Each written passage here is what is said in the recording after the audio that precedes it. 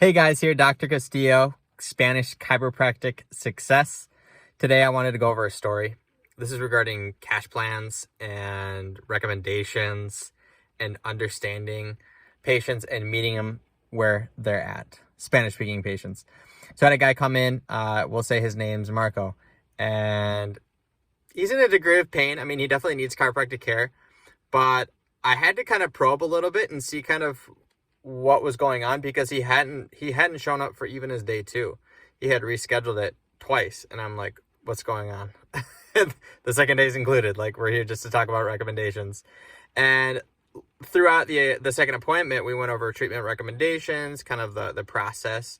And this is his first experience with chiropractic, so I really wanted to show him like what we do, what we help with. And throughout the conversation, I started to realize like he works a lot, like long hours. And I asked him about it. You know, he does roofing. So a common word that I'll hear during the conversation when somebody is working with roofs is techo. So I'll ask him like, ¿tú trabajas con, or I'll say, ¿cuál es tu trabajo? And then they'll say, oh, yo trabajo con techos. I work with roofs is basically what that means.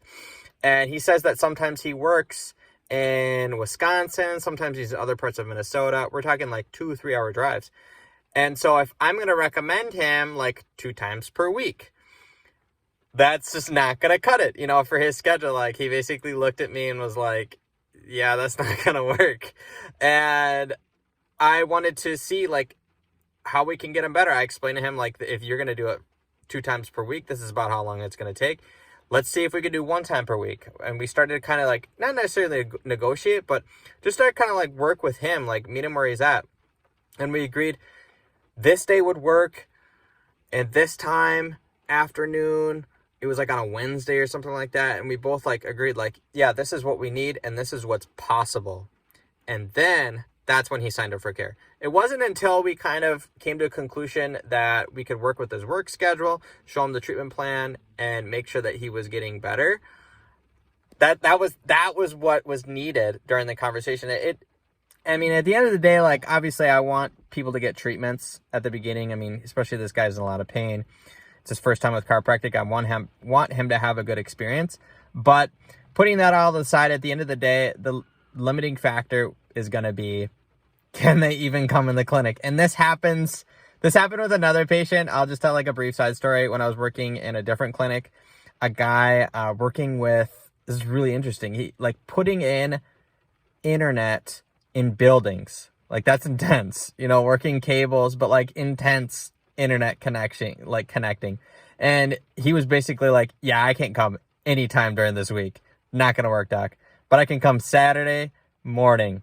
And so we agreed like Saturday mornings, this is a recommendation. And he did it. He actually did it because he was committed. He knew that if he didn't do it, he knew that he wasn't going to be able to work. Like, it was pretty obvious. So, I mean, people are going to follow your treatment recommendations. They know that you have the answer for them, but you also have to remember, like, you have to work with their work schedule, and you have to obviously understand that they have their schedules, you have your schedules. Convey that chiropractic can help them.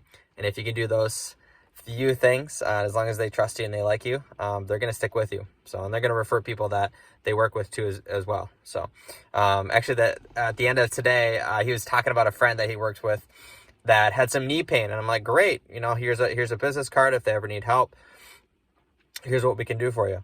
And it's funny is he actually didn't feel like much of a change after the first adjustment, but he did after the second. So, you know, it's just really fascinating how the journey has been working with Spanish speakers. But hopefully you guys understand through this example that it's really important to be able to discuss things during your day 2 and really find out like what days they work, if the schedule is going to be a conflict during the treatment process. Hopefully you guys got a little bit out of that. I'm going to sign off. Dr. Castillo with Spanish Chiropractic Success. Make sure to like, subscribe if you like this stuff, and if you want to continue receiving free value for your clinic to attracting more Spanish speakers. Have an awesome and blessed day, guys.